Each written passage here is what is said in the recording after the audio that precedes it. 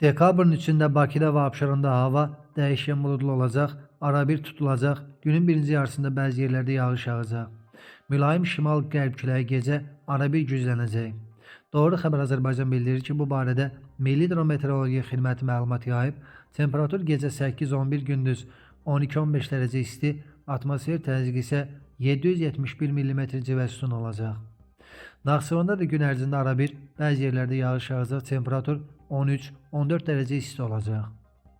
Azərbaycanın bir çox rayonlarında, xüsusən də şimal və qərb rayonlarından başlayaraq yağış yağacağı, ayrı-ayrı yerlərdə intensiv olacağı, dağlıq ərazilərdə qar yağacağı bildirilir.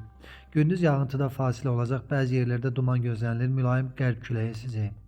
Temperatur gecə 2-7, gündüz 12-16, dağlarda gecə 0-5 dərəcə şaxta, gündüz 1-6 dərəcə isti olacaq.